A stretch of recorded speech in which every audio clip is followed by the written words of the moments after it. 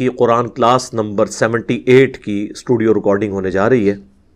آج انشاءاللہ تعالی ہم سورۃ النساء کی آیت نمبر 81 سے آنورڈ سٹارٹ کریں گے۔ اعوذ باللہ من الشیطان الرجیم، بسم اللہ الرحمن الرحیم۔ ٹاپک وہی چل رہا ہے جی، منافقین سے ریلیٹڈ، جو اوپر سے کلمہ گو تھے لیکن اندر سے کافر تھے اور اسلام کو نقصان پہنچا رہے تھے۔ وَيَقُولُونَ طَاعَةٌ، اور وہ کہتے تو یہ ہیں کہ ہم اطاعت اختیار کرتے ہیں وقت کے پیغمبر کی، دعویٰ اس کا کرتے ہیں۔ فَإِذَا بَرَزُوا مِنْ عِنْدِكَ،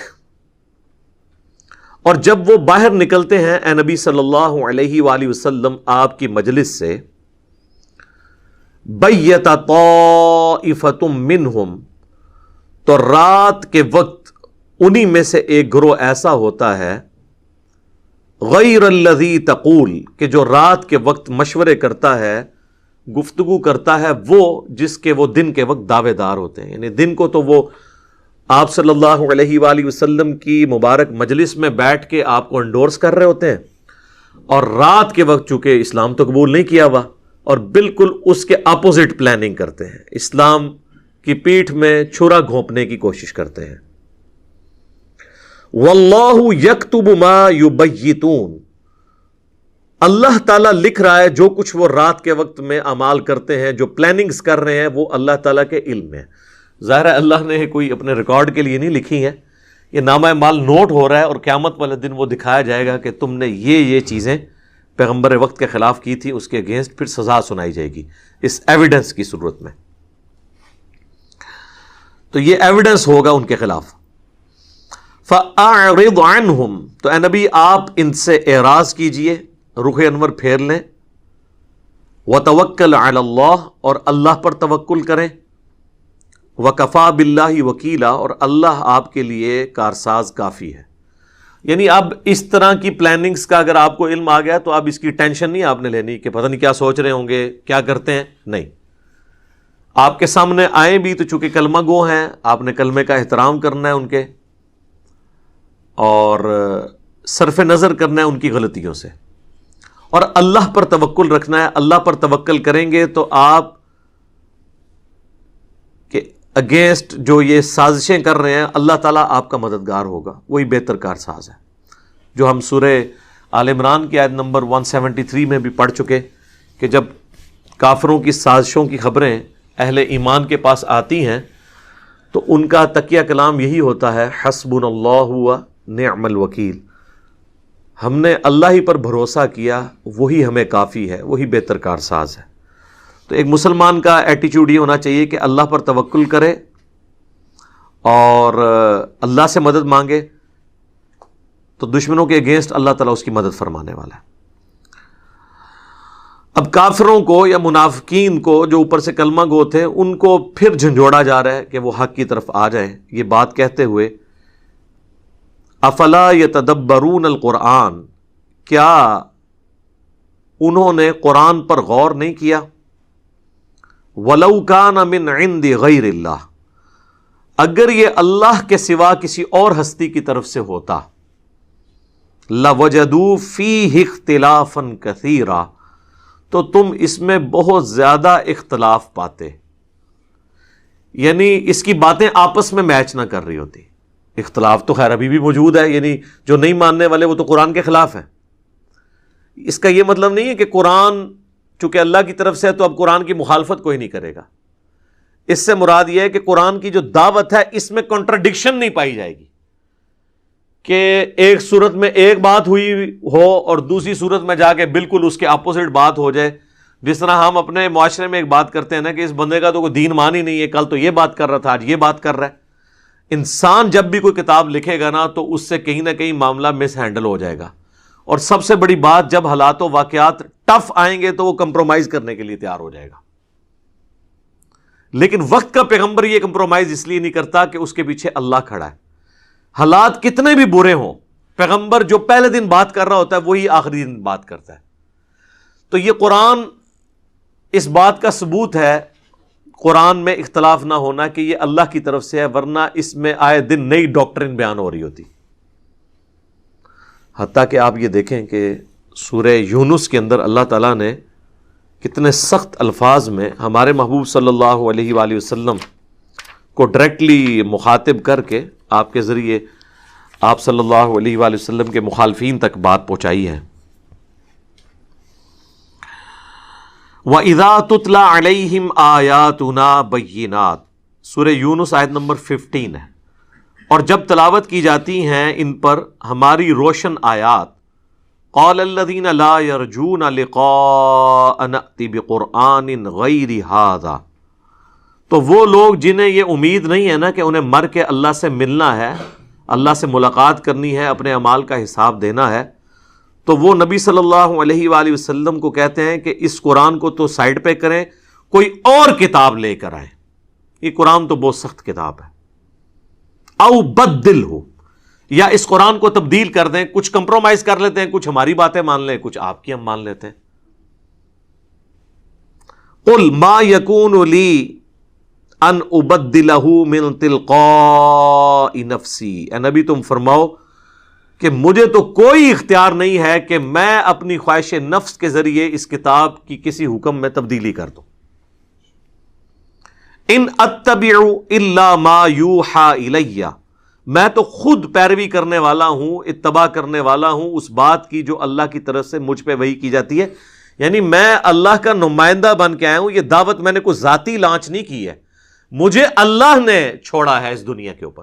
اس لیے آپ دیکھیں نا، مرسل رسول کہتے ہیں چھوڑا ہوا، اللہ کی طرف سے بھیجا ہوا نمائندہ.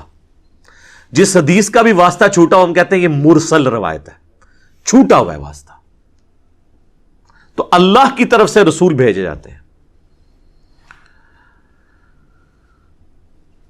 میں تو خود پابند ہوں اس وحی کا جو میری طرف کی جاتی ہے. انی اخاف ان عصیت ربی عذاب یوم عظیم، میں تو خود خوف رکھتا ہوں اس بات کا کہ اگر میں نے بھی اپنے رب کی نافرمانی کی، یہ سمجھانے کے لیے بالفرض، تو بڑے دن کا عذاب مجھے بھی آ پکڑے گا.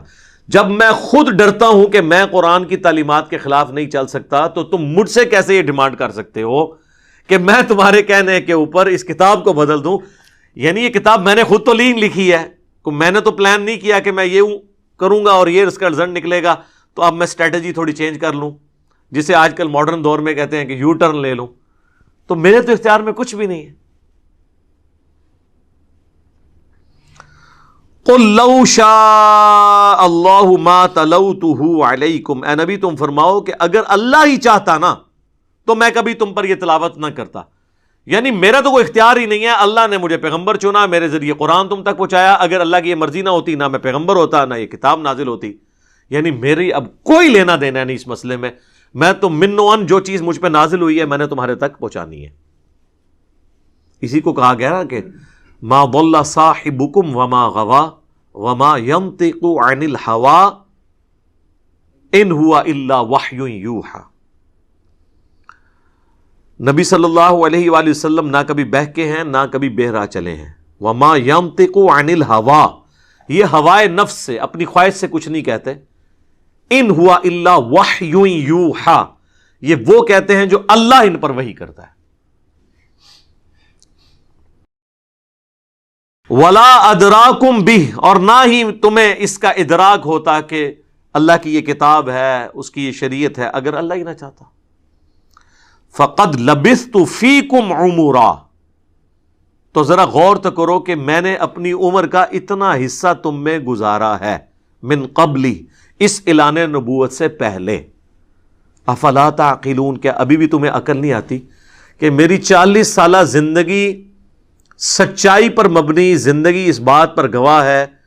تم نے کبھی میرے اندر کوئی ایسی خواہش دیکھی کہ میں پلان کر رہا ہوں کہ مستقبل میں یہ جا کے کر دوں گا، یا میں نے کسی شاعر کی شاگردگی اختیار کی ہوتی، کسی فلاسفر کا میں اسٹوڈنٹ ہوتا اور میں پلاننگ کر رہا ہوتا کہ جب میری عمر 40 سال ہوگی تو میں بھی ایک کلام لکھ کے لوگوں کو بتاؤں گا، اور میں اتنی محنت سے اتنے سالوں سے ایک کلام تیار کر رہا تھا.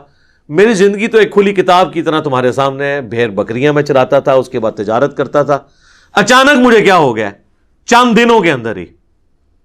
تو یہ میری عمر کا ایک حصہ جو تم میں گزرا ہے یہ اس بات پر گواہی دے رہا ہے کہ یہ جو اتنا غیر معمولی کلام میرے پہ نازل ہوا ہے یہ میں نے خود نہیں لکھا، یہ اللہ کی طرف سے مجھ پہ وحی کیا گیا۔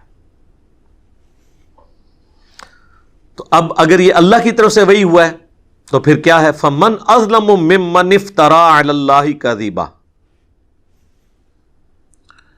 تو اس سے بڑھ کر ظالم کون ہوگا جو اللہ پر جھوٹ باندھے، یعنی وہ پیغمبر نہیں ہے اور وہ دعوی پیغمبری کرے، تو سب سے بڑا گناہگار تو وہ ہوگا۔ یعنی نبی علیہ السلام اپنے بارے میں بات کر رہے ہیں کہ نعوذ باللہ اگر میں پیغمبر نہیں ہوں تو مجھ سے بڑا کوئی گناہگار نہیں ہے، لیکن ایسا نہیں ہے۔ تو دوسرا کیس ہے او کذب بآیاتی، تو اگر میں پیغمبر ہوں تو اس سے بڑا ظالم کوئی نہیں ہوگا کہ جو اللہ کی آیات کو جھٹلا دے، مجھے پیغمبر ماننے سے انکار کرتے۔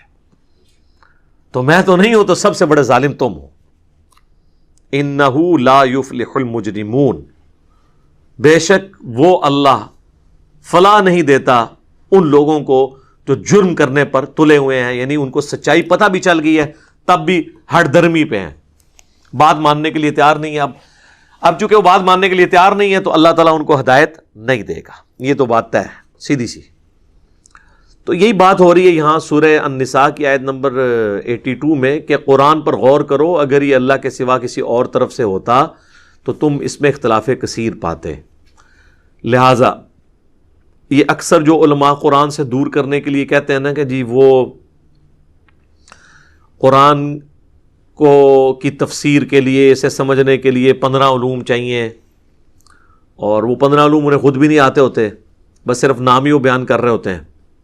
ان میں سے ایک علم تو میں وثوق سے کہتا ہوں انہیں نہیں آتا، وہ سائنس کا علم ہے، جو قرآن کی 1000 آیات کا کم از کم ریلیٹڈ ہے علم، اور جن لوگوں کی تفسیریں وہ ہمیں پڑھنے کے لیے کہہ رہے ہوتے ہیں ان کو بھی سائنس نہیں آتی۔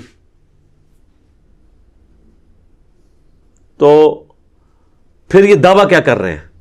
قرآن کتاب نصیحت ہے، اور نصیحت ایک عام آدمی کو بھی سمجھ آئے گی، ایک پڑھے لکھے کو بھی سمجھ آئے گی۔ یہ ہدایت ہے انسانیت کے لیے، باقی اس کی تفصیلات میں آپ جتنا مرضی جائیں۔ یعنی اگر اللہ تعالیٰ کہتا ہے کہ زمین و آسمان پر غور و تفکر کرو کہ ہم نے انہیں پیدا کیا، اچھا اب اس کے غور و تفکر میں تو آپ پوری اسٹرونومی آ جائے گی، لیکن ایک عام آدمی کے لیے ہی کافی ہے کہ جب وہ زمین و آسمان کو دیکھتا ہے، ان قدرتوں کو، تو کہتا ہے کہ اس کو کسی نے بنایا ہے، اور وہ اس سے امپریس ہو جاتا ہے، بس اس نے ہدایت حاصل کر لی۔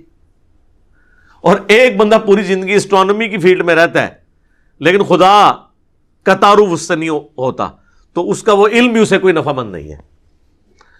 ایک بندہ پوری زندگی نماز میں ایاک نعبد و ایاک نستعین پڑھتا رہتا ہے، لیکن نماز ختم ہوتے ہی دعا کرنا شروع کرتا ہے، تو کبھی کسی بابے کو پکارتا ہے، کبھی کسی بزرگ کو پکارتا ہے، تو وہ ایاک نعبد و ایاک نستعین کی تفسیر سے اس نے کچھ بھی حاصل نہیں کیا۔ یہ ہو نہیں سکتا کہ قرآن کے پہلے صفحے پر اللہ کہہ رہا ہے کہ دعا صرف مجھ سے مانگنی ہے۔ اب اگر یہ اللہ کے سوا اور کسی ہستی کی طرف سے ہوتا تو ہو سکتا ہے آگے جا کے کوئی غلطی ہوتی، کوئی بابا بھی آ جاتا بیچ میں۔ قرآن میں آلموسٹ 40+ دعائیں ہیں جو انبیاء کی، اللہ کے نیک بندوں کی رپورٹ ہوئی ہیں، وہ سب کی سب دعائیں ربنا کے ساتھ ہیں، اللہم کے ساتھ ہیں، کوئی بابا نہیں ہے اس میں، کوئی بزرگ نہیں ہے۔ یعنی پہلے صفحے پہ اگر یہ بات ہوئی ہے نا کہ اللہ سے دعا مانگنی ہے، پورا قرآن اس کے اوپر شاہد ہے کہ اللہ سے ہی مانگنی ہے۔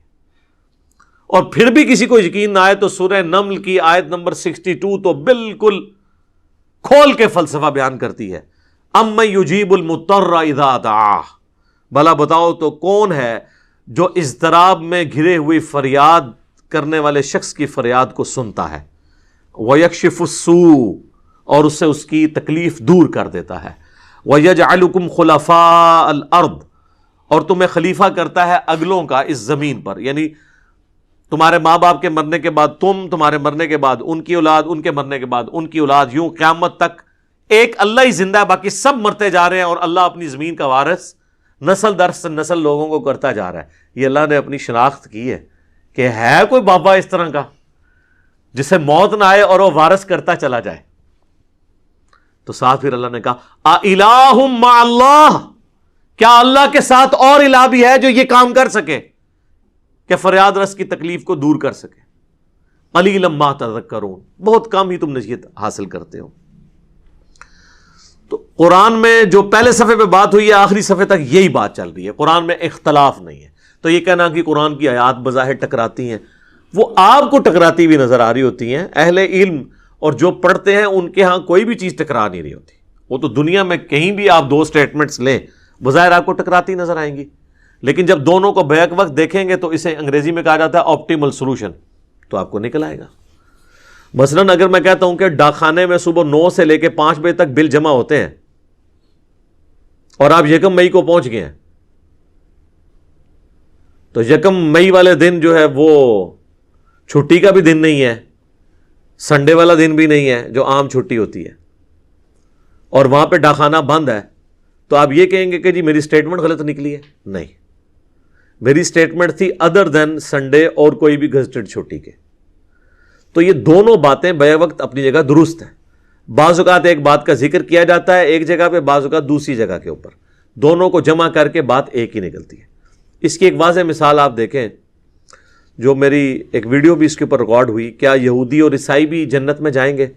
وہ سورۃ البقرہ کی آیت نمبر 62 ہے، جو سورۃ الانعام میں بھی آئی، ایک دوسری فارم میں سورہ الحج کے اندر بھی آئی، کہ جو بھی یہودی ہیں، عیسائی ہیں یا سابی ہیں، ستارہ پرست نہیں، سابی ایک دین ابراہیمی کی بگڑی ہوئی شکل تھی، چاہے مسلمان ہے، جو کوئی بھی اللہ اور یوم آخرت پر ایمان لے آئے تو قیامت والے دن نہ اسے خوف ہوگا نہ غم۔ تو اس آیت کو لوگوں نے مس یوز کیا کہ جی اس سے تو پتہ چلا ایمان بالرسالت ضروری نہیں ہے، کیونکہ یہاں تو آیا ہے کہ یہودی عیسائی بھی ہو اگر اللہ اور آخرت کو مان لے تو قیامت والے دن کامیاب ہو جائے گا، اور وہ یہ لے کے پھر آیت جو ہے نا وہ عجیب و غریب قسم کا پروپیگنڈا کرتے ہیں۔ تو ہم ان کو بتاتے ہیں کہ میرے بھائی یہ بات بالکل اپنی جگہ درست ہے، لیکن قرآن کو پوری ڈاکٹرن میں، فلسفے میں سمجھنا ہے۔ یہ بات جہاں سے آپ سورہ بقرہ کی آیت نمبر 62 کوٹ کر رہے ہیں، یہ بات جہاں سے تمہیدن سٹارٹ ہوئی تھی، وہ سٹارٹ ہی اس سے ہوئی تھی کہ اے یہودیو، سب سے پہلے تم کافر نہ بنو اس کتاب کے، تمہاری کتابوں میں تو پیغمبر آخر الزمان کی پروفیسیز موجود تھیں صلی اللہ علیہ وآلہ وسلم، قرآن کا ذکر تھا، سب سے پہلے تم ہی کافر بن گئے۔ ایمان بالرسالت سے تو بات شروع ہوئی ہے 5ویں رکوع سے، اور اس کے آگے جا کر اللہ اور یوم آخرت کی بات آئی ہے۔ ایمان بالرسالت کا پہلے ذکر ہو چکا ہے، اور پھر سورہ نساء کے اندر تو جا کے 6 پارے کے سٹارٹ کے اندر ہی آیت نمبر 150، 151 اور 152 میں تو اللہ تعالیٰ نے فرمایا کہ جو کسی ایک رسول کا بھی انکار کر دے، یا اللہ کو مانے اور کسی رسول کو نہ مانے، یا رسولوں کو مانے اور اس میں سے کسی ایک رسول کو نہ مانے باقی رسولوں کو مان لے، وہ سب کافر ہے۔ تو اب کافر والی جتنی آیات قرآن میں ہیں ان پہ لگ جائیں گی، چاہے وہ یہودی ہوں، عیسائی ہوں یا مسلمان بھی ہوں۔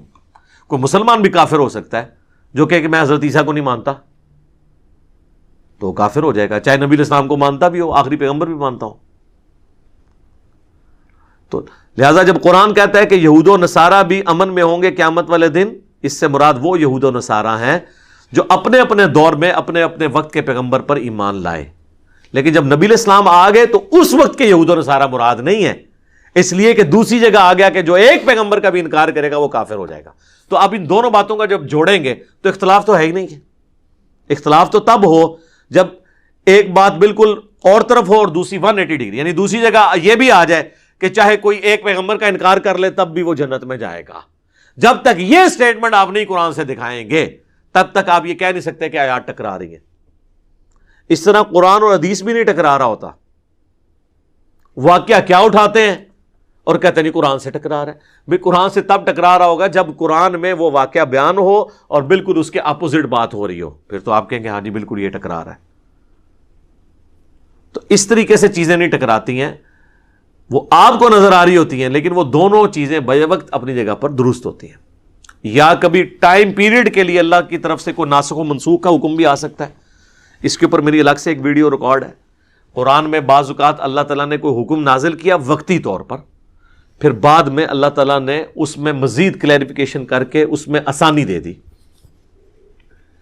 مثلا پہلے حکم تھا کہ جس کی موت کا وقت قریب آئی یا اسے خطرہ ہو کہ میں مرنے والا ہوں تو وہ اپنے ورثاء کے لیے وصیت لکھوا دے، سورہ بقرہ میں آیا۔ پھر سورہ النساء میں اللہ تعالیٰ نے خود ہی بتا دیا کہ مرنے کے بعد اس طرح وراثت تقسیم ہوگی ایک مردے کی، وہ پوری ڈیٹیل ہے، الگ سے اس پہ میری ویڈیو بھی ریکارڈ ہے، وراثت کی تقسیم کیلکولیشن کا کیا طریقہ ہے۔ آپ کوئی کہ یہاں پہ تو اللہ کہہ رہا ہے وصیت کرو اور وہاں پہ اللہ تعالیٰ کہہ رہا ہے کہ جی ماں کو 1/6 ملے گا، باپ کو 1/6 ملے گا، بیوی کو 1/8 ملے گا، اور یہاں اللہ تعالیٰ کہہ رہا ہے وصیت لکھ دو، تو ہم یہ کہیں گے کہ وصیت لکھنے والی بات بھی اپنی جگہ درست ہے، اس کے بعد اللہ تعالیٰ نے امت کی آسانی کے لیے خود حصہ مقرر بھی کر دیا. جب تک اس کی امپلیمنٹیشن تھی وہ درست تھی، جب یہ آ گئی تو یہ درست ہے. یہ آپس میں ٹکرا کیسے رہی ہیں؟ ٹکراتی تب جب سورہ بقرہ میں یہ نازل ہوتا کہ اپنے ماں باپ رشتہ داروں کے لیے وصیت لکھ لو، اب قیامت تک اللہ تمہیں نہیں بتائے گا، کوئی اللہ کی طرف سے آگے نیکسٹ آیت نازل نہیں ہوگی جس میں تمہیں یہ بتایا جائے کہ تم نے کتنا حصہ مرنے کے بعد تقسیم کرنا ہے. اور پھر آیت نازل ہو جاتی، پھر ہم کہتے ہیں دیکھو جی پہلے تو دعویٰ کیا تھا کہ جی نہیں بتائے گا، آپ بتا دیا. اس طرح سورہ النساء میں اللہ تعالیٰ نے فرمایا کہ جو زنا کرے عورت اس کو گھر میں قید کر دو. قید سے مراد یعنی کسی کمرے میں بند کر لو، یعنی گھر سے نہ نکلے یہاں تک کہ اسے موت آ لے، یا اللہ پھر کوئی مستقبل میں تمہارے لیے راہ نکال دے گا. اور وہ ہوا، پھر اللہ تعالیٰ نے سورہ نور کی شکل میں زانی کی سزا نازل کر دی. تو ہم کہتے ہیں وہ حکم منسوخ ہو گیا اور نیا حکم آ گیا. تو یہ پاسبل ہے. ناسخ و منسوخ بھی 180 ڈگری چیزیں نہیں ہوتی ہیں، بلکہ اللہ تعالیٰ نے مختلف اوقات کے اندر مختلف معاملات کو آسانی کے اعتبار سے اجازت دے دی ہوئی ہے. پہلے یہ حکم تھا کہ ایک وضو سے ایک ہی نماز پڑھی جا سکتی ہے. قرآن میں بھی یہ ہے کہ جب تم نماز کا ارادہ کرو تو اپنے چہرے دھو لو، اس کے بعد کونیاں، سر کا مسح اور پاؤں کو دھو لو، مسح کر لو، کوئی بھی چیز. تو اب یہ حکم قرآن میں آیا. ایون جو لوگ منکرین حدیث ہیں نا، ان کے لیے بھی آزمائش کھڑی ہو جاتی ہے جب ہم ان کو یہ بات کرتے ہیں کہ قرآن میں تو آیا کہ جب بھی نماز پڑھنی تم نے وضو کرنا ہے، لیکن وہ بھی کہتے ہیں نہیں جی اگر پہلے وضو ہو تو دوبارہ کرنے کی ضرورت نہیں ہے. لیکن قرآن میں تو کہیں نہیں لکھا ہوا. قرآن میں تو ہے جب بھی نماز کے لیے کھڑے ہونا ہے وضو کرنا ہے. اور قرآن میں یہ بھی نہیں لکھا ہوا کہ اگر پہلے سے ہو تو دوبارہ کرنے کی ضرورت نہیں ہے. یہ تو کہیں نہیں لکھا ہوا. لیکن یہ بھی نہیں لکھا ہوا کہ اگر پہلے سے ہے تو پھر بھی دوبارہ کرنا ہے. قرآن خاموش ہے. سنت ہمیں بتاتی ہے، صحیح مسلم میں حدیث ہے، نبی علیہ السلام نے غزوہ تبوک کے موقع پر، فتح مکہ کے موقع پر ایک وضو سے ظہر کے وقت وضو کیا اور آپ نے عصر مغرب عشاء چاروں نمازیں جو ہیں وہ ایک ہی وضو سے پڑھی. اور صحابہ اکرام کہتے ہیں کہ ہم نے اس سے یہ سیکھ لیا کہ اب اللہ نے ہمیں اجازت دے دی ہے کہ ہر نماز کے لیے نیا وضو کرنے کی ضرورت نہیں ہے. اگر پہلے سے با وضو ہے کوئی تو اسی وضو کو کنٹینیو کریں. لیکن قرآن میں ایسی کوئی بات نہ اس کی مخالفت میں ہے نہ اس کے حق میں ہے. لیکن اس کے اوپر لکیر نہیں پیٹی جا سکتی کہ یہ اختلاف ہو گیا. اختلاف نہیں ہوا، ایک چیز میں آسانی مزید دے دی گئی. اختلاف تو تب ہوتا کہ حکم یہ آتا کہ بغیر وضو کے بھی نماز پڑھ لو، اور بعد میں آتا اور اس میں ساتھ یہ لکھا ہوتا کہ آئندہ کبھی بھی وضو کا حکم نازل نہیں ہوگا، اور پھر وضو کا حکم نازل ہو جاتا، پھر 180 ڈگری ہوتا. لیکن ایسا نہیں ہے. خالی اتنا بھی ہوتا نا کہ بغیر وضو کے بھی نماز پڑھ لو اور بعد میں اللہ کہتا نہیں وضو کر لو، پھر بھی ہم اسے ٹکراتا ہوا نہ مانتے ہیں. ہم کہتے ہیں اس وقت تک اجازت تھی، اب نہیں ہے. ٹکرانا تب ہے کہ پہلے یہ حکم آتا کہ بغیر وضو کے نماز پڑھو اور اب قیامت تک کے لیے حکم ہے، اس میں کوئی تبدیلی نہیں ہوگی. اور پھر ایک آیت نازل ہوتی کہ نہیں وہ حکم منسوخ ہو گیا، تو پھر اللہ تعالیٰ کی بات اپنی وائلیٹ ہو جاتی کہ جی قیامت تک تبدیلی نہیں ہونی تھی تو اب کیوں ہو گئی ہے؟ تو پہلے کوئی ایسی بات نہیں. تو یہ ناسخ و منسوخ کے اوپر الگ سے میری ایک ویڈیو ریکارڈ موجود ہے، وہ آپ دیکھ سکتے ہیں. قرآن میں ناسخ و منسوخ کا مسئلہ، اور سورۃ البقرہ میں ایک آیت بھی اس حوالے سے اللہ تعالیٰ نے نازل فرمائی ہے، وہ بھی اس میں کراس ریفرنس کے طور پہ میں بیان کر دیتا ہوں تاکہ آپ کو کلیئر ہو جائے. آیت نمبر 106 ہے سورۃ البقرہ کی. ما ننسخ من آیت او ننسیہا، ہم کوئی آیت بھی منسوخ نہیں کرتے اور نہ آپ کو بھلاتے ہیں. نأتی بخیر منہا او مثلہا، مگر یہ کہ ہم اس سے بہتر آیت لے آئیں گے یا اس کے برابر. اور ریزن بتا دی، الم تعلم ان اللہ علی کل شیء قدیر، کیا تم نہیں جانتے کہ بے شک اللہ تعالیٰ ہر چیز پر قدرت رکھتا ہے. یعنی یہ اللہ کی قدرت ہے، وہ چاہے تو احکامات وقتی طور پر کچھ اور کرے اور پھر بعد میں اس میں آسانی دے دے یا مزید اس میں سختی کر دے. یہ بھی پاسبل ہے کہ سختی ہو جائے، اور یہ بھی پاسبل ہے کہ معاملات میں آسانی ہو جائے۔ سختی ہوگی نا، پہلے نکاح متع کی اجازت تھی، ایک آسانی تھی، بعد میں اللہ نے وہ آسانی چھین لی، اور اب کہا کہ نکاح متع جو ہے وہ بین ہو گیا، اب جس نے کرنا ہے وہ پرماننٹ نکاح کرے گا۔ تو یہ آسانی اللہ نے پھر اٹھا لی قیامت تک کے لیے، وہ مسلم شریف میں حدیث ہے، اب قیامت تک کے لیے اب یہ حرام ہو چکا ہے۔ اس پہ بھی الگ سے میری ویڈیو آپ دیکھ سکتے ہیں۔ تو میں نے اس پہ کافی سیر اصل گفتگو کر دی ہے کہ قرآن اگر اللہ کے سوا کسی اور ہستی کی طرف سے ہوتا تو تم اس میں اختلاف کثیر پاتے۔ اس کا مطلب کیا ہے کہ اس کی ڈاکٹرن بدلتی ہے، پہلے دن کوئی اور ہدف ہوتا اور بعد میں کوئی اور ہدف بن جاتا۔ پہلے دن بھی اس کا ہدف یہی تھا کہ انسانیت کے لیے ہدایت ہے یہ کتاب، اور ایک انقلابی دعوت لے کے اٹھی ہے دنیا میں اللہ کے غلبے کے لیے، اور آخری وقت تک یہی دعوت رہی۔ ایون اللہ کے محبوب علیہ السلام دنیا سے چلے بھی گئے، آپ کے صحابہ کرام علیہم رضوان نے اسی مشن کو آگے لے کر چلے، کسی میں کوئی تبدیلی نہیں کی۔ وَإِذَا جَاءَهُمْ أَمْرٌ مِّنَ الْأَمْنِ أَوِ الْخَوْفِ،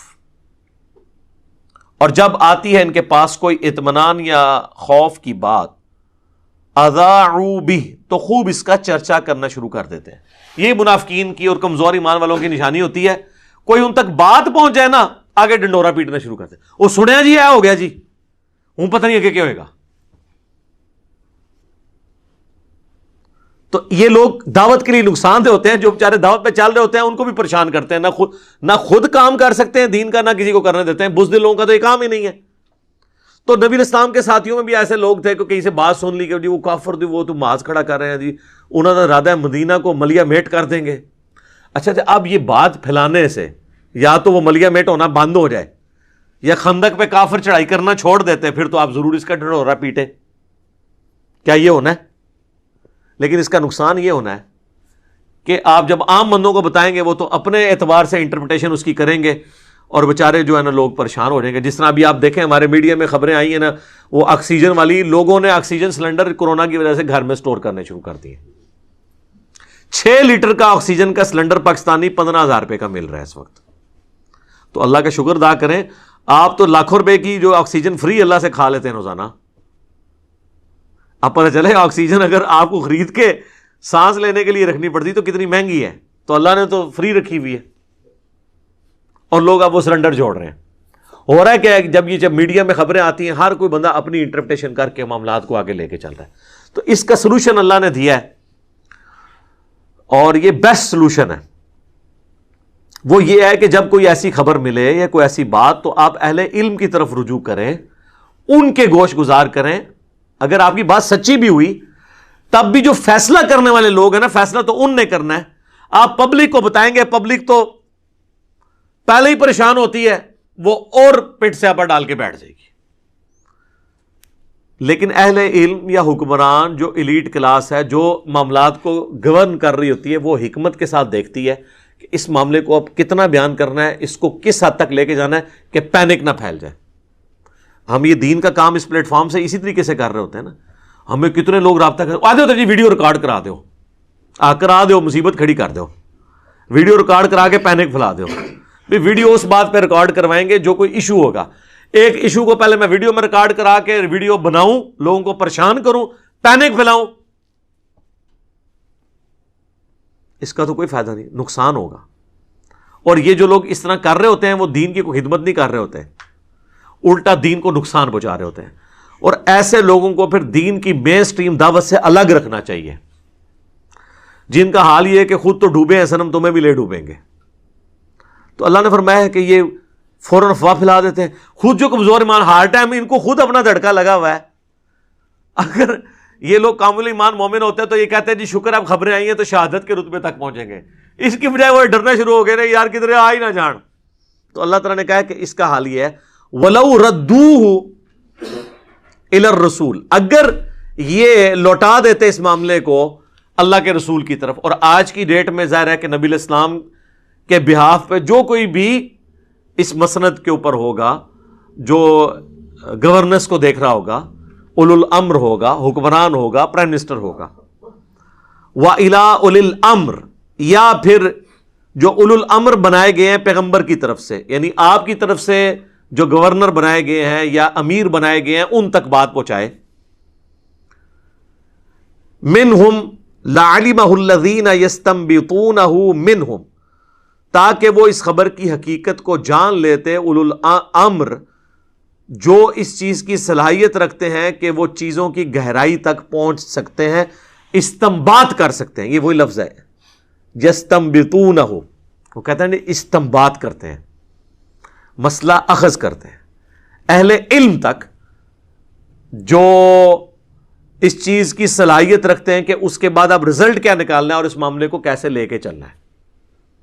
یہ نہیں ہے کہ پینک پھیلا دیں اور بجائے معاملہ ختم ہونے کے اور بھڑک اٹھے. اب مجھے یہ بتائیں، یہ آج کل کورونا کی وجہ سے جو ایک ایشو بنا، ہماری حکومت کے وزراء آ کے ٹی وی پہ کہہ رہے ہیں کہ جی اگر ہمیں آکسیجن جو ہے وہ امپورٹ بھی کرنی پڑی تو ہم کریں گے. دیکھیں مجھے یہ بتائیں، یہ جب آپ بات کر رہے ہیں کہ آکسیجن امپورٹ بھی کرنی پڑی تو ہم کریں گے، اس سے آپ کا میسج کیا جا رہا ہے عوام کو؟ عوام کو یہ میسج جا رہا ہے کہ بھائی جی آکسیجن کے سلنڈر بلیک میں خرید کے اپنے گھروں میں رکھ لو. اس خبر سے کوئی عوام کو فائدہ ہوا ہے؟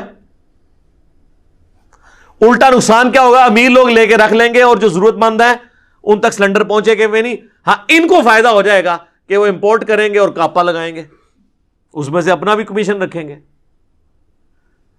یہ آپ عوام کو تب بتائیں جب عوام آپ سے یہ پوچھ رہی ہو کہ جی جناب اتنا ہو جائے گا تو پھر آپ کیا کریں گے، ہمیں تو آپ پہ امید نہیں ہے. یا عوام کو بتانے سے عوام مور لگائے گی تو آپ کو باہر سے وہ دیں گے کہ آپ نے ہر پاکستانی کے سائن لینے ہیں. الٹا پینک کریٹ کر رہے ہیں.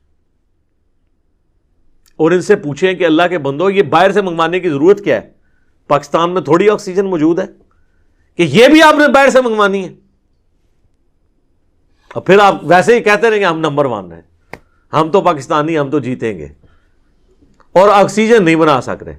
یہاں پہ بھی ہے کہ جو لوگ علم جاننے والے لوگ ہیں، لعلمہ الذین یستنبطونہ منہم ولولا فضل اللہ علیکم ورحمتہ، اور اگر اللہ کا فضل تم پر نہ ہوتا اور اس کی رحمت نہ ہوتی، لاتبعتم الشیطان، تو شیطان کی تم پیروی شروع کر دیتے، الا قلیلا، سوائے چند لوگوں کے. یعنی یہ تو اللہ تعالیٰ اس دعوت حق کی حفاظت کر رہا ہے، ورنہ جتنے یہ کمزور دل لوگ تمہارے ساتھ اٹیچ ہیں، انہوں نے ایسا بیڑا غرق کرنا تھا، ایسی پینک پھیلانی تھی کہ نبی علیہ السلام کی یہ مبارک دعوت نقصان میں چلی جاتی فائدے کی بجائے. اللہ تعالیٰ کی طرف سے غیبی پردہ ہے کہ وہ معاملات سیٹل ہوتے چلے جاتے ہیں. یہ حقیقت بات ہے، ورنہ دلیر لوگ تو بہت کم ہے. اس میں بھی دیکھ لیں اللہ تعالیٰ ہمارا کہ زیادہ تر لوگ جو ہے نا اس کا شکار ہو جاتے ہیں. اہل ایمان میں سے بھی کیوں شکار ہو جاتے ہیں؟ کمزور ایمان والے، سارے تو دلیر نہیں ہوتے. غزوہ حنین میں 12,000 کا لشکر تھا اور صرف 80 لوگ حضور کے ساتھ رہ گئے تھے، سارے ہی بھاگ گئے. جب قبیلہ حوازن کے تیر کا سامنا کرنا پڑا ان کو، بھاگ دوڑ مچ گئی. 12,000 میں 80، 12,000 میں 1,200 بھی نہیں نکلے. تیرے ہوتے جنم لیا ہوتا. تو وہ اس لیول کے لوگ ہر زمانے میں تھوڑے ہوتے ہیں. یہ جو اکثر آپ کو کہتے ہیں نا جی وہ چیز آج کل عوام ہی خراب ہو گئی ہے نا جی تو حکمران بھی خراب ہوں گے. سر عوام ہمیشہ سے ایسی ہی رہی ہے، کبھی بھی سارے پارسا نہیں رہے، ایک لیول کے لوگ نہیں رہے ہیں. عوام ہمیشہ ایسی رہی ہے، معاملات بگڑے ہی ہیں ہمیشہ. سیدنا عمر کے دور میں آپ دیکھیں، کہتے کتنے سخت حکمران تھے. آپ بخاری مسلم اٹھا کے دیکھیں، حضرت عمر نے اپنے زمانے کے اندر جو شراب کے لیے کوڑے لگائے جاتے تھے 40 سے 80 کر دیے تھے، کیونکہ وہ حد نہیں ہے، وہ تعزیر ہے. تعزیر قاضی بڑھا سکتا ہے، اور اس میں الفاظ موجود ہیں اس لیے کہ لوگ زیادہ شراب پینا شروع ہو گئے تھے. بھئی حضرت عمر کا دور تھا تو لوگ کام ہو جاتے. ہمیں تو یہاں یہ بتا رہے ہوں گے حضرت عمر کے دور میں سارے مسجد میں ہی بیٹھے ہوتے ہوں گے، تسبیحیں ہر بندے کے ہاتھ میں ہوتی ہوں گی. بخاری مسلم کے الفاظ ہیں کہ لوگ زیادہ شرابی ہو گئے تو حضرت عمر نے سزا بڑھا دی. تو اگر مبارک دور تھا تو شرابی بڑھ کیوں گئے؟ یہ کون سا مبارک دور ہوا؟ ہر وقت کمزور ایمان والے لوگ ہر زمانے میں موجود رہتے ہیں. آپ دیکھیں اس زمانے میں جو لوگ شراب پی رہے ہیں اور آج جو لوگ شراب نہیں پی رہے، تو اگر ہم جان کی امان پائیں تو عرض کریں کہ آج کے لوگ اس زمانے کے ان لوگوں سے تو بہتر ہیں کہ جو شراب پیتے تھے. تو آپ کہیں گے دیکھو جی تو صحابہ تابعین سے بہتر کہہ رہے ہیں. تو جائے پھر سر کسی گورے کی عدالت میں جا کے پھر فیصلہ کرا لیں جو جوڈیشری کے قوانین کو سامنے رکھ کے فیصلہ کرے. جڑے تھے پیڑے اور لاہور بھی پیڑے. برائی برائی ہے چاہے اس زمانے میں ہو چاہے اس زمانے میں. لیکن اگر مجھ سے پوچھے نا اس زمانے میں جو برائی ہے وہ بڑی برائی ہے, کیونکہ اس وقت اچھائی کا غلبہ تھا. نبی علیہ السلام کا مبارک دور قریب تھا. آپ کے تربیت یافتہ لوگ, ڈائریکٹ تربیت یافتہ لوگ کثرت میں موجود تھے. آج جو ہماری مسجدوں پہ علماء ہمیں دین سکھانے کے لیے بیٹھے ہیں وہ تو اللہ ماشاءاللہ فراڈی ہیں. اس وقت کم از کم یہ سارے فراڈیے تو نہیں تھے نا, اچھے لوگ بھی تو موجود تھے نا. تو یہ فرق ہے. فقاتل فی سبیل اللہ, تو اے نبی قتال کرو اللہ کی راہ میں. لا تکلف الا نفسک, آپ کو آپ کی جان کے سوا آپ کوئی اکاؤنٹیبل نہیں ہے, کوئی آپ مکلف نہیں ہے, آپ اپنی جان کے مکلف ہیں. دیکھیں یار حضور کو بھی کہا جا رہا ہے کہ آپ سے نہیں پوچھا جائے گا کہ آپ کے ساتھی آپ کے ساتھ مل کے قتال کیوں نہیں کر رہے. آپ اللہ کے پیغمبر ہیں نا, آپ حق پہ ڈٹے رہے, آپ کے ساتھی آپ کے ساتھ چلتے ہیں چلیں, نہیں چلتے نہ چلیں. وحرض المؤمنین, آپ صرف یہ کرتے رہیں کہ اہل ایمان کو ابھارتے رہیں کہ وہ دین پر چلتے رہیں. ٹیم لیڈر کے لیول کا ایمان ساروں کا نہیں ہوتا. ٹیم لیڈر کا کام یہ ہے کہ وہ خود ڈٹا رہے, اپنے ساتھیوں کو چلاتا رہے. تو اس کے ساتھ پھر ایک آپ سمجھ لیں ایسی جماعت ساتھ دینے کے لیے تیار ہو جائے گی جو کمیٹڈ لوگ ہوں گے. سارے تو کبھی بھی کمیٹڈ نہیں ہوں گے. سارے ابو بکر عمر عثمان و علی نہیں باندھ سکتے. یہ تو کہانی ختم, یہ ہو ہی نہیں سکتا. عسى اللہ ان یکف بأس الذین کفروا, عجب نہیں ہے, قریب ہے کہ اللہ تعالی روک دے ان لوگوں کا کفر جو کر رہے ہیں, جو آپ کے خلاف سازشیں کر رہے ہیں. تو اللہ تعالیٰ خود آپ کا پشت پناہ بنے, آپ کو جانسار ساتھی دے دے, آپ نے ٹینشن نہیں لینی. واللہ اشد بأسا واشد تنکیلا, اللہ کی گرفت بھی بہت سخت ہے اور وہ سزا دینے میں بھی بہت سخت ہے. اللہم اجرنا من النار, اللہم حاسبنی حسابا یسیرا, آمین. من یشفع شفاعتا حسنہ, جو کوئی بھی شفاعت کرے اچھے کام کی, یکن لہ نصیب منہا, تو اس کا حصہ بھی اس میں ہوگا. یعنی بتایا جا رہا ہے کہ سفارش کرنا کسی کی ایک بری بات نہیں ہے اگر وہ اچھائی کے لیے سفارش ہو رہی ہو. قرآن جس سفارش کو کنڈیم کرتا ہے وہ یہ ہے کہ ایک بندہ برا ہے اور آپ ناجائز اس کی پش پناہی کریں.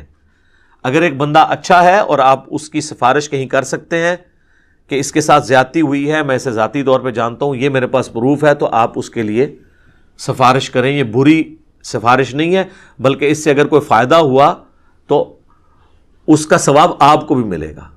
وَمَن يَشْفَعْ شَفَاعَةً سَيِّئَةً, اور جو کوئی برے کام کی سفارش کرے گا, کسی برائی کو پروموٹ کرے گا, ایک بندہ برا ہے اور آپ پردہ ڈال رہے ہیں اس کے اوپر, اس حوالے سے کوئی بندہ کہتا ہے جی میں نے فلاں شخص کے ساتھ جو ہے وہ اپنی بچی کا رشتہ کرنا ہے, اور آپ اپنی بچی کا رشتہ تو اس کے ساتھ کرنے کے لیے تیار نہ ہو, اور اس کے ساتھ آپ اس کے اوپر پردہ ڈال رہے ہیں اور اس کی آپ غلط سفارش کر دیں کہ یہ بندہ ٹھیک ہے, تو آپ تو خیانت کر رہے ہیں نا. تو نہ آپ اس طرح کی خیانت کر سکتے ہیں, نہ کسی کو برائی کے معاملے میں اس کی جھوٹی وکالت کر کے آپ کسی کے لیے مسئلہ خراب کر سکتے ہیں, بلکہ اچھائی کے لیے سفارش کریں. واقعی کو اچھا ہو تو اس کے لیے آپ کو بھی ثواب ہوگا, اور اگر آپ برائی کے لیے شفاعت کریں گے تو یکن لہ کفل منہا, تو اس کا بوجھ آپ بھی پھر اٹھانا پڑے گا. جو بخاری مسلم دونوں میں حدیث ہے کہ جس نے اچھائی کی طرف رہنمائی کی تو جتنے لوگ اس پہ چلیں گے اس کا ثواب بھی اس کو ملے گا, اور اس کے اپنے ثواب میں کمی نہیں ہوگی جو اچھائی پہ چل رہا ہوگا. اور جس نے برائی کی طرف رہنمائی کی تو جتنے لوگ اس پہ چلیں گے ان سب کو اپنا وبال تو ہو گئی, لیکن ان سب کا اکٹھا کر کے اس کو بھی ہوگا جس نے وہ کام شروع کیا. جس طرح کہ بخاری مسلم میں حدیث ہے کہ جب بھی کوئی ابن آدم میں قتل ہوتا ہے تو ہر قتل کے بدلے قابیل کو بھی سزا ملتی ہے جو بانی ہے, جس نے اپنے بھائی حابیل کو قتل کیا تھا. وَكَانَ اللَّهُ عَلَى كُلِّ شَيْءٍ مُقِيتًا، اور اللہ تعالیٰ ہر چیز پر قدرت رکھنے والا ہے۔ اب ایک اور اسلامک ٹریڈیشن کی چیز آ رہی ہے کہ جب ایک دوسرے سے ملاقات کرنی ہے تو کیسے ہوگی؟ وَإِذَا حُيِّيتُمْ بِتَحِيَّةٍ، جب کوئی تمہیں سلام کرے کسی بھی الفاظ کے ساتھ، فَحَيُّوا بِأَحْسَنَ مِنْهَا أَوْ رُدُّوهَا، تو تم اس کا جواب بھی بہترین انداز میں دو، اس سے بہتر انداز میں، یا کم از کم اس کے برابر دو۔ یعنی اگر آپ کو کوئی کہتا ہے السلام علیکم تو کم از کم جواب آپ کا ہوگا وعلیکم السلام، لیکن بہتر ہے کہ آپ کہیں وعلیکم السلام ورحمۃ اللہ۔ بخاری مسلم دونوں میں حدیث ہے، جب حضرت آدم علیہ السلام کو اللہ نے پیدا کیا تو فرمایا کہ فرشتوں کو سلام کرو، اور جو وہ جواب دیں گے وہی جواب پھر تمہاری اولاد میں ٹرانسفر ہوگا۔ تو حضرت آدم علیہ السلام نے فرشتوں سے کہا السلام علیکم، تو انہوں نے جواب میں کہا وعلیکم السلام ورحمۃ اللہ، ایک لفظ ایڈ کر دیا۔ ورحمۃ اللہ کے ساتھ کوئی کرتا ہے، آپ ورحمۃ اللہ وبرکاتہ کہہ سکتے ہیں، ابو داؤد میں حدیث ہے، آپ ایک اور لفظ ایڈ کر سکتے ہیں بل بہتر الفاظ کے ساتھ۔ ان اللہ کان علی کل شیء حسیبا، بے شک اللہ تعالیٰ ہر چیز کا حساب لینے والا ہے۔ باقی یہ غیر مسلم کو سلام کرنے کا مسئلہ، بدعتی کو سلام کرنے کا مسئلہ، دوسرے فرقے والے کو سلام کرنے کا مسئلہ، یہ کافی سارے مسائل ہیں جو سلام سے ریلیٹڈ ہیں۔ اس کے اوپر الگ سے میری ویڈیو ریکارڈ ہے، آپ سلام کے صحیح احکام و مسائل لکھیں تو ایک ڈیٹیل ویڈیو آلموسٹ 1 گھنٹے کی کھل جائے گی، جس میں نے یہ ساری باتیں کی۔ آج میں اس کو سکپ کر رہا ہوں، اور اگر آپ کو زیادہ شوق ہے تو آپ مشکات المصابی کی 3ری جلد کے اندر سٹارٹ ہی میں آپ کو سلام سے متعلق جتنی احادیث ہیں نا وہ کمبائنڈ فارم میں مل جائیں گی، آپ وہ بھی پڑھ سکتے ہیں، انشاءاللہ آپ کے لیے معاملات آسان ہو جائیں گے۔ اللہ لا الہ الا ہو، اللہ ہی ہے وہ کہ جس کے سوا کوئی معبود نہیں ہے۔ لَيَجْمَعَنَّكُمْ إِلَى يَوْمِ الْقِيَامَةِ لَا رَيْبَ فِيهِ، وہ ضرور تمہیں جمع کر دے گا قیامت کے دن جس کے بارے میں کوئی شک نہیں ہے۔ یہی سب سے بڑی تلوار ہے کہ مرنے کے بعد اس نے زندہ کر کے پوچھنا ہے کہ بھائی زندگی کیسے گزاری۔ وَمَنْ أَصْدَقُ مِنَ اللَّهِ حَدِيثًا، اور اللہ سے بڑھ کر اپنی بات میں کون سچا ہو سکتا ہے۔ اللہ تعالیٰ ہمارا ہم یہ بات کر رہے ہیں، ہم سے بڑھ کر کوئی سچا نہیں ہے کہ اہل ایمان کا بدلہ جنت ہے اور منافقین کا، فاسقین کا ٹھکانہ جہنم ہے، اور اللہ نے اپنا یہ وعدہ پورا کرنا ہے۔ اللہم انا نسألک جنت الفردوس مع النبیین والصدیقین والشہداء والصالحین، آمین۔ فما لکم فی المنافقین فئتین، تمہیں کیا ہوا ہے کہ تم منافقین کے معاملے میں 2 گروہ بن چکے ہو۔ واللہ ارکسہم بما کسبوا، جبکہ اللہ تعالیٰ نے اوندھا کر دیا ہے انہیں ان کے کرتوتوں کے سبب۔ یعنی اللہ تعالیٰ اہل ایمان میں جو کمزور ایمان والے لوگ ہیں ان کو یہاں پہ مخاطب ہو کے کہہ رہا ہے کہ تم منافقین کے بارے میں کیوں نرم گوشہ رکھتے ہو، جبکہ ان کے اعمال کے سبب اللہ نے ان کو گمراہ کر دیا ہوا ہے منافقین کو۔ یہ ہمیشہ ایسے لوگ ہوتے ہیں ہر معاشرے کے اندر، ہر دعوت کے اندر، جو درمیان کا راستہ اختیار کرتے ہیں۔ ان کو کہا جاتا ہے یہ سافٹ لائنر ہے، ہارڈ لائنر نہیں ہے۔ لیکن جب کسی کی منافقت، کسی کی اسلام دشمنی، کسی کی دعوت میں نقصان پہنچانے والے سازشی امور آپ کو پتہ چل جائیں، پھر کوئی کمپرومائز نہیں ہونا چاہیے، پھر کمپرومائز کرنے کا نقصان ہو جاتا ہے۔ تو اللہ تعالیٰ اہل ایمان کو بھی کہہ رہے ہیں کہ بھی تم کیوں 2 رائے بن رہے ہو، جب تمہیں پتہ چل گیا یہ اسلام کے خلاف سازشیں ہو رہی ہیں، لہٰذا اب اس چیز کو تو آپ اپنے دماغ سے نکال دو کہ ان کے ساتھ کوئی کمپرومائز ہوگا، جب تک کہ یہ حق کی دعوت کو قبول نہیں کرتے۔ اتریدون ان تہدوا من اضل، کیا تم یہ چاہتے ہو، من اضل اللہ، کہ تم ان کو راہ دکھا دو گے جنہیں اللہ نے گمراہ کر دیا۔ یہ کہتے ہیں جناب انہوں میرے والے کرو جی، میں انہوں سمجھانا، وہ بھی سمجھایا تو اس کو جاتا ہے جو سمجھنے کے لیے بیٹھا ہو، جو آئے سینگ پھنسانے کے لیے ہو تو اس کے لیے وَإِذَا خَاطَبَهُمُ الْجَاهِلُونَ قَالُوا سَلَامًا۔ بحث کرنی نہیں. یہی تو آپ کو کہتے ہیں مولویوں سے پنگا نہ لیا کریں. سمجھتا تو وہ ہے جو سمجھنا چاہتا ہو, جس کا مقصد ہی کسی کو نیچا دکھانا ہو, سیکھنا نہ ہو بلکہ زبردستی اپنی مرضی تھوپنا ہو, اس کا کوئی علاج نہیں ہے. وَمَن يُضْلِلِ اللَّهُ, اور جسے اللہ گمراہ کر دے, فَلَن تَجِدَ لَهُ سَبِيلًا, تو تم اس کے لیے پھر کوئی ہدایت کا راستہ نہیں پاؤ گے. وَدُّوا لَوْ تَكْفُرُونَ كَمَا كَفَرُوا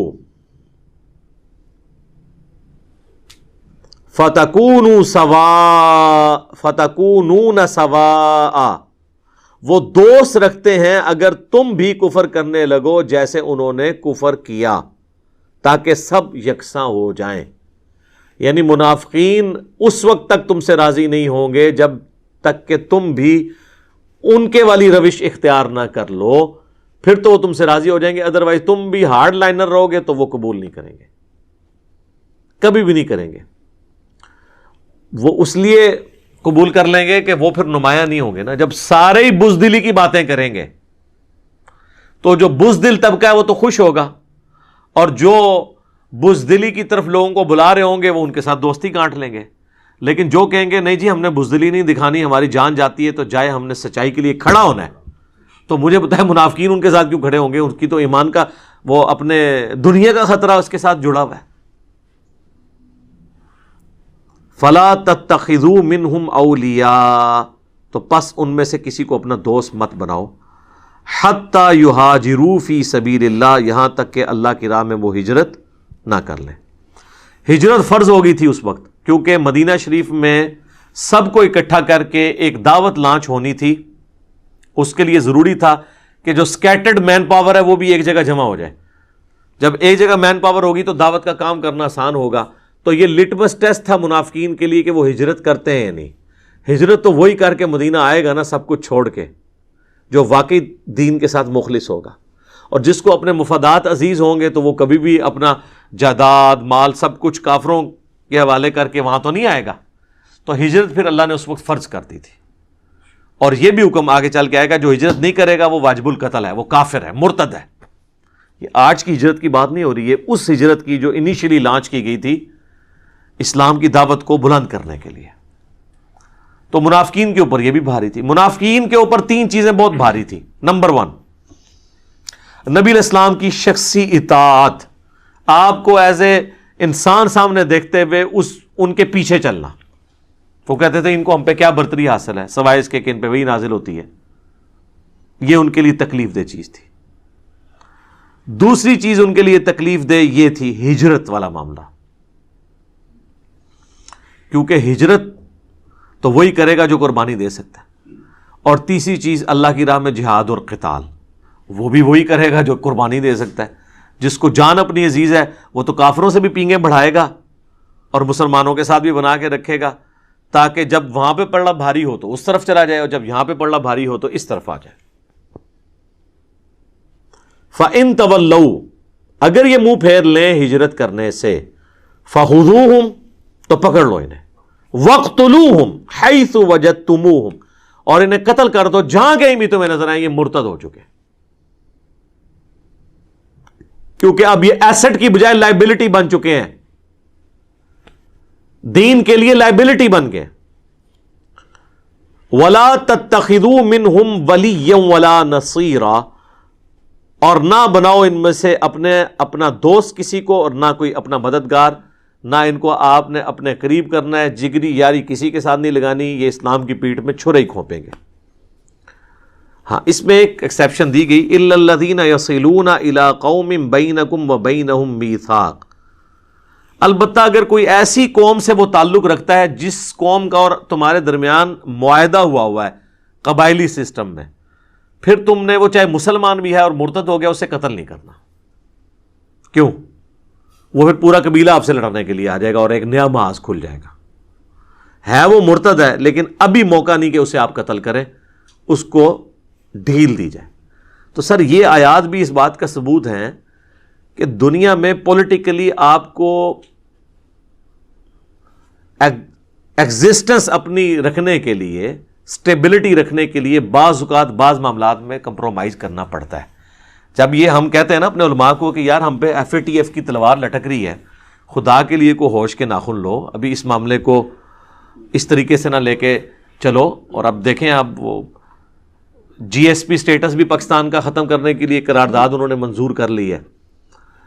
یعنی وہ مسئلہ جو تھا اپنی جگہ رہا, ہمارے لیے نئی مصیبتیں کھڑی ہو گئی. اب جہاں پہ اللہ کی طرف سے وحی میں حکم نازل ہو رہا ہے کہ جو رسول اللہ کے ساتھ غداری کر رہے ہیں یہ سب واجب القتل ہیں, تب بھی اللہ کہہ رہا ہے کہ ہاں اگر وہ کسی ایسی قوم سے تعلق رکھتا ہے جس سے تمہارا معاہدہ ہے پھر نہیں قتل کرنا. تو سر اقوام متحدہ کی وجہ سے ہم تو ہر معاہدے میں بندھے ہوئے ہیں اس دنیا میں, ان معاہدوں کے تحت ہی ہم نے چلنا ہے.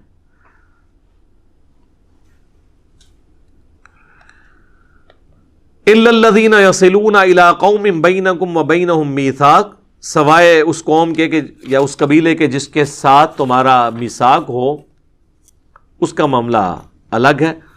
او جاؤکم حصرت صدورہم, یا وہ آئے ہوں تمہارے پاس اس حال میں کہ تنگ ہو چکے ہیں ان کے سینے, ان یقاتلوکم او یقاتلو قومہم, اس بات سے کہ وہ تم سے قتال کریں یا اپنی قوم سے. یعنی ایسے بھی کمزور ایمان والے لوگ, ان کو بھی تم نے قتل نہیں کرنا, کہ جو ہجرت تو نہیں کر رہے لیکن وہ کہتے ہیں کہ نہ جی ہم آپ کے خلاف لڑیں گے وعدہ, اور نہ آپ کے ساتھ مل کے ہم اپنی قوم کے خلاف لڑ سکتے ہیں. اس کی یعنی نمائندہ مثال ہمارے حکمران ہیں, جو نہ ہماری رعایا کی بات مان سکتے ہیں, نہ ان کی بات ٹال سکتے ہیں, نہ کافروں کی بات مان سکتے ہیں, نہ ان کی ٹال سکتے ہیں. تو اللہ تعالیٰ فرمایا اگر ایسے بھی کوئی لوگ ہیں نا, ان سے بھی صرف نظر کرو. وَلَوْ شَاءَ اللَّهُ لَسَلَّطَهُمْ عَلَيْكُمْ, اور اگر اللہ تعالیٰ چاہتا تو مسلط کر دیتا انہیں تم پر. فَلَقَاتِلُوكُمْ, تو وہ ضرور تم سے, فَلَقَاتَلُوكُمْ, وہ ضرور تم سے لڑتے. یعنی اللہ تعالیٰ ہمارا ہے کہ اس پہ بھی شکر کرو کہ یہ اس پہ آمادہ ہو گئے ہیں کہ نہ تم سے لڑیں گے نہ تمہارے مخالفین سے, نیوٹرل ہو گئے ہیں, تو یہ بھی تمہاری کامیابی ہے. اور یہ بھی اللہ کی غیبی تائید ہے, ادروائز یہ تمہارے دشمن بھی کے طور پہ بھی ہو سکتے تھے. لہٰذا یہ نیا ماز یہ والا بھی نہ کھولو, صرف نظر کرو. فَإِنِ اعْتَزَلُوكُمْ فَلَمْ يُقَاتِلُوكُمْ, اگر وہ کنارہ کشی اختیار کر لیں تو تم بھی ان سے جنگ نہ کرو. وَأَلْقَوْا إِلَيْكُمُ السَّلَمَ, پس وہ کنارہ کریں تم سے اور نہ جنگ کریں تمہارے ساتھ, اور بھیجیں تمہاری طرف صلح کا پیغام. فَمَا جَعَلَ اللَّهُ لَكُمْ عَلَيْهِمْ سَبِيلًا, تو پھر اللہ تعالیٰ کی طرف سے اجازت نہیں ہے کہ تم ان کے ساتھ کوئی جنگ کرو. یعنی اگر کوئی قبیلہ یہ کہتا ہے کہ نہ تو ہم آپ کے ساتھ لڑیں گے نہ آپ کے مخالفین کا ساتھ دیں گے, ہم اسلام بھی قبول نہیں کریں گے لیکن آپ کی مخالفت نہیں کریں گے, تو ان کے ساتھ بھی آپ نے کوئی جنگ نہیں کرنا. سَتَجِدُونَ آخَرِينَ يُرِيدُونَ أَن يَأْمَنُوكُمْ, تم پاؤ گے چند اور لوگ جو چاہتے ہیں کہ امن میں رہیں. وَيَأْمَنُوا قَوْمَهُمْ, اور امن میں رہیں اپنی قوم سے. كُلَّمَا رُدُّوا إِلَى الْفِتْنَةِ, لیکن جب کبھی فتنہ آتا ہے اُرْكِسُوا فِيهَا, وہ اس میں منہ کے بل گر پڑتے ہیں. یعنی ایسے نیوٹرل لوگ بھی ہوں گے جو دعویٰ تو یہ کرتے ہیں کہ نہ ہم آپ کا ساتھ دیں گے نہ آپ کے مخالفین کا, لیکن ہوتا ہے کہ جب بھی مخالفین آپ کے خلاف سازش کرتے ہیں وہ اس سازش کا حصہ بن جاتے ہیں, تو یعنی وہ اپنے عہد کو توڑ دیتے ہیں. تو ایسے لوگوں کے ساتھ پھر کوئی رعایت نہیں ہوگی, ان کو آپ نہیں چھوڑیں گے. فَإِن لَّمْ يَعْتَزِلُوكُمْ, سو اس میں سے اگر نہ کنارہ کریں وہ تم سے. وَيُلْقُوا إِلَيْكُمُ السَّلَمَ, یا نہ بھیجیں تمہاری طرف صلح کا پیغام. وَيَكُفُّوا أَيْدِيَهُمْ, اور نہ وہ اپنے ہاتھوں کو روکیں تمہاری دشمنی سے. فَخُذُوهُمْ, تو ایسوں کو پھر تم پکڑ لو. وَاقْتُلُوهُمْ, اور انہیں قتل کرو. حَيْثُ ثَقِفْتُمُوهُمْ, جہاں کہیں بھی تم انہیں پاؤ. وَأُولَئِكُمْ جَعَلْنَا لَكُمْ عَلَيْهِمْ سُلْطَانًا مُبِينًا, اور یہی لوگ ہیں کہ اللہ تعالیٰ نے تمہیں کھلا اختیار دے دیا ہے ان کے معاملے میں, جو ان کے ساتھ سلوک کرنا ہے کرو, ان لوگوں کے ساتھ جو عہد شکنی کرتے ہیں. تو یعنی یہ تین کیٹیگریز آپ کو پتہ چل گئی کہ ایک وہ کیٹیگری ہے کہ جو کمزور ایمان والے لوگ ہیں وہ اپنے قبیلے کے ساتھ اس طریقے سے مخالفت بھی نہیں کر سکتے, اور یا وہ ایمان قبول نہیں کیا ہوا لیکن وہ نہ آپ کے ساتھ ہیں نہ مخالفین کے ساتھ ہیں، ان کو بھی آپ نے چھوڑ دینا ہے۔ دوسرے وہ ہیں کہ ہے تو مسلمان ہے، ہجرت کا حکم ہوا ہے لیکن ہجرت نہیں کی، اب وہ واجب القتل ہو چکے ہیں، لیکن اس قوم کے ساتھ آپ کا معاہدہ ہے، وہ اگرچہ کافر قوم ہے لیکن اس سے معاہدہ ہوا ہوا ہے، اور اس معاہدے کا نقصان یہ ہوگا کہ جب آپ ان کی قوم میں اس مسلمان کو قتل کریں گے تو وہ اس مسلمان کے قتل کو اپنا قتل سمجھیں گے اور وہ اس کی طرف سے لڑ پڑیں گے، نئے محاذ کھل جائے گا، تو ان کے ساتھ بھی آپ نے جنگ نہیں کرنی۔ جنگ کرنی ہے صرف ان لوگوں کے ساتھ جو نیوٹرل رہنے کا دعویٰ کرتے ہیں، لیکن جب کوئی برا وقت آتا ہے اسلام کے اوپر پھر وہ کافروں کے ساتھ مل کے اسلام کے خلاف سازش کرنا شروع کر دیتے ہیں، ان کی معافی نہیں ہونی چاہیے۔